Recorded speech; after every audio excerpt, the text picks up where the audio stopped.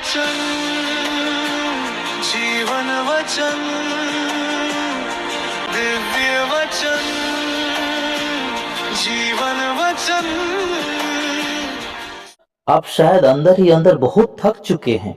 हो सकता है कल रात भी आपने भारी मन से प्रार्थना की हो और प्रभु से कहा हो, प्रभु अब और इंतजार नहीं होता, आप मेरी सुनते क्यों नहीं। आप रोज एक ही बात के लिए प्रार्थना कर रहे हैं, शायद परिवार की किसी बड़ी उलझन के लिए, किसी की बीमारी के लिए, पुत्र प्राप्ति के लिए, नौकरी के लिए, घर की स्थिति अच्छी करने के लिए, बेटा और बेटी के विवाह के लिए, शराबी पति का शराब छुड़ाने के लिए, या किसी ऐसे बोझ के लिए जिसे आप किसी और को बता नहीं पा रहे हैं। आप लगातार खटखटा रहे हैं, लेकिन बदले में आपको सिर्फ खामोशी मिल रही है। ऐसे में दिल टूट जाता है, मन करता है कि शायद प्रार्थना करना ही छोड़ दो। लेकिन आज मेरी बात ध्यान से सुनिए।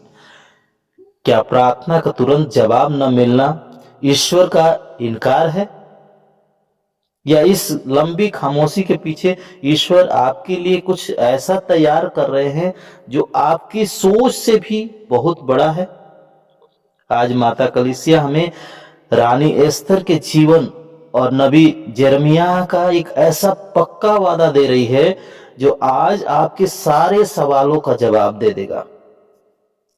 जब जीवन के सब रास्ते बंद नजर आए तो असल में बंद दरवाजों के पीछे ईश्वर क्या कर रहे होते हैं।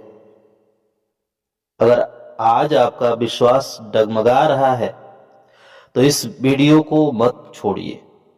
यह वचन आज आपके लिए ही है। आइए इस रहस्य को समझते हैं। पहला पाठ, एस्तर का ग्रंथ, अध्याय 4। मुर्दकै अपने वस्त्र फाड़कर और टाट ओढ़कर जनता के नेताओं के साथ प्रातः से संध्या तक मुंह के बल पड़ा रहा। उसने कहा, इब्राहिम, इसहाक और याकूब के ईश्वर, तू धन्य है, मुझ एकांगनी की सहायता कर। प्रभु, तेरे सिवा मेरा कोई रक्षक नहीं। मैं हथेली पर जान रखने जा रही हूँ। प्रभु, मुझे अपने पूर्वजों के ग्रंथों से यह पता चला है कि तूने जल प्रलय में नूह की रक्षा की। प्रभु, मुझे अपने पूर्वजों के ग्रंथों से यह पता चला है कि तूने दानियल को सिंहों के खंड से निकाला। प्रभु, मुझे अपने पूर्वजों के ग्रंथों से यह पता चला है कि जब यहूदियों के राजा हिजकिय्याह मरने पर थे और अपने जीवन के लिए प्रार्थना कर रहे थे, तो तूने उन पर दया की और उन्हें 15 वर्ष और जीवित रहने दिया। प्रभु, मुझे अपने पूर्वजों के ग्रंथों से यह पता चला है कि जब अन्ना ने सारे हृदय से प्रार्थना की तो तूने उसे पुत्र प्रदान किया। प्रभु, मुझे अपने पूर्वजों के ग्रंथों से पता चला कि जिन लोगों पर तू प्रसन्न है तो प्रभु उन सब की सदा रक्षा करता है। प्रभु, मेरे ईश्वर, मुझ एकांगनी की सहायता कर, क्योंकि तेरे सिवा मेरा कोई नहीं। अब मुझ अनाथ की सहायता कर। सिंह के सामने मेरे मुख में उपयुक्त शब्द रख।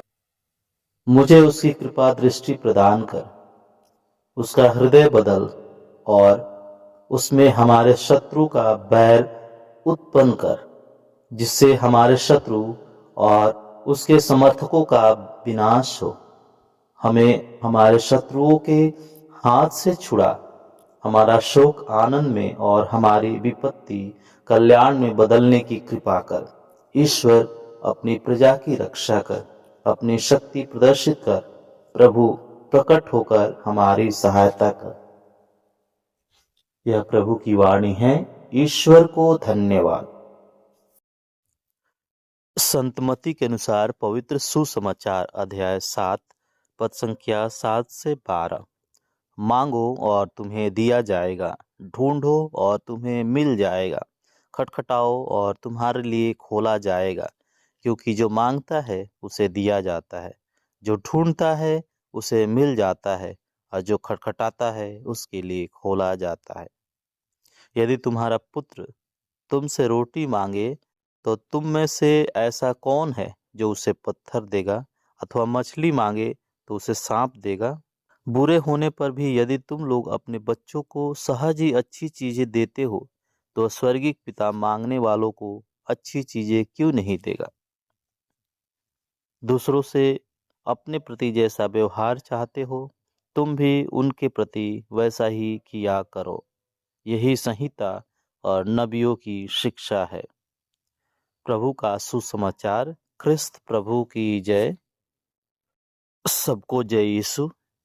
ख्रिस्त में प्यारे भाई और बहनों, आज हम चालीसा काल के इस पवित्र समय में हैं। हमारे जीवन में कई बार ऐसा होता है जब हम मुश्किलों और चिंताओं से घिरे जाते हैं। हम ईश्वर से प्रार्थना करते हैं, लेकिन जब हमें तुरंत जवाब नहीं मिलता तो हमारे मन में एक स्वाभाविक सा सवाल उठता है, क्या ईश्वर सच में मेरी सुन रहा है? क्या मेरी प्रार्थनाओं का कोई मोल है? आज के पवित्र वचन हमें इसी सवाल का बहुत ही सरल और सुंदर जवाब देते हैं। प्यारे भाई और बहनों, आज संत मत्ती के सुसमाचार अध्याय 7 में प्रभु यीशु हमें प्रार्थना करने का एक बहुत ही सीधा और आसान तरीका बताते हैं। वे कहते हैं, मांगो तो तुम्हें दिया जाएगा, ढूंढो तो तुम पाओगे, खटखटाओ तो तुम्हारे लिए खोला जाएगा। यह कोई मुश्किल काम नहीं है। जैसे एक बच्चा अपनी जरूरत के लिए अपने पिता के पास जाता है, वैसे ही हमें भी जाना है। लेकिन प्रभु यीशु हमें यहाँ यह सिखा रहे हैं कि हमें एक बार मांगकर या एक बार खटखटाकर निराश नहीं होना है। हमें लगातार मांगना है, विश्वास के साथ खोजना है और बिना थके दरवाजा खटखटाना है। अब सवाल यह उठता है कि हम कैसे मांगे। इसका सबसे अच्छा और सरल उदाहरण हम रानी एस्तर के जीवन में देखते हैं।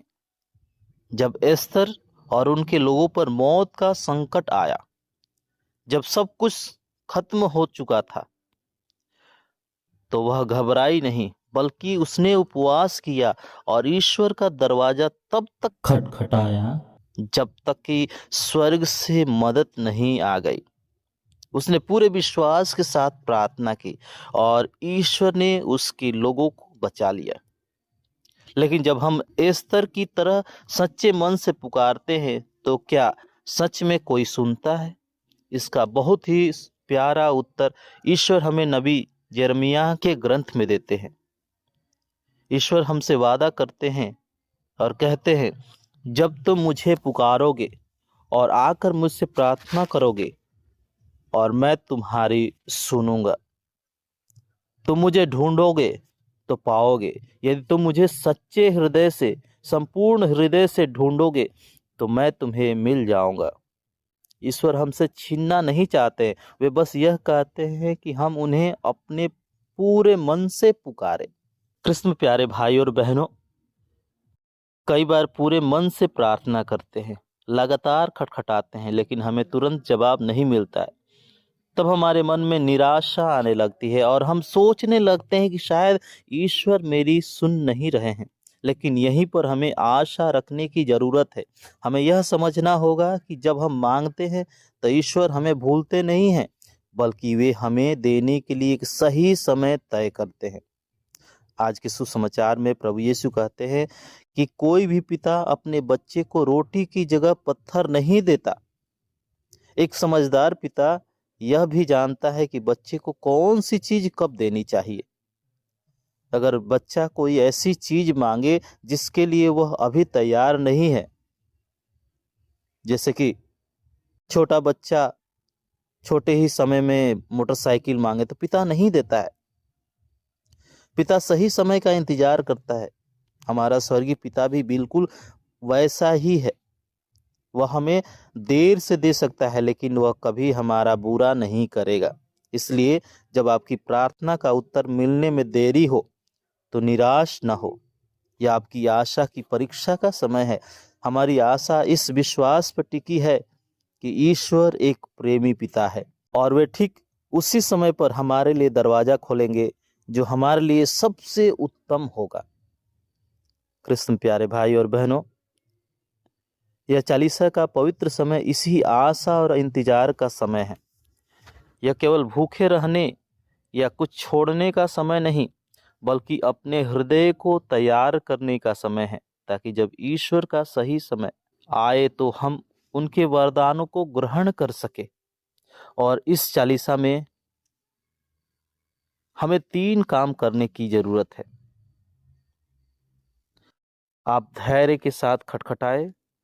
अगर आपकी कोई ऐसी प्रार्थना है जिसका उत्तर आपको अभी तक नहीं मिला, तो इस चालीसे काल में उसे छोड़िए नहीं।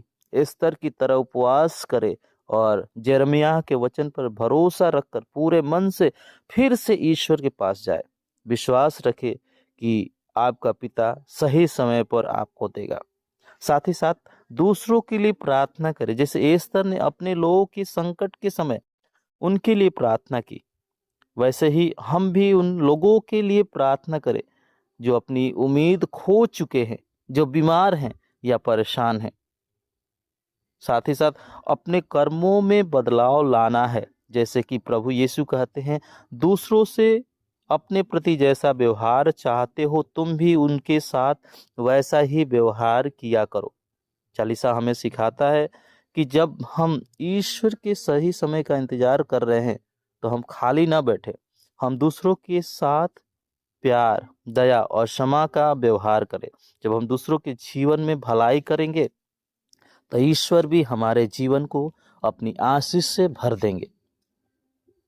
प्यारे भाई और बहनों, आइए हम पूरे मन से मांगे, पूरी आशा के साथ ईश्वर के सही समय का इंतजार करें और अपने कर्मों को दूसरों के लिए आशीष बनाएं। प्रभु आप सबको अपनी शांति और बहुत सारी आशीष दे। पिता, पुत्र और पवित्र आत्मा के नाम पर आमीन।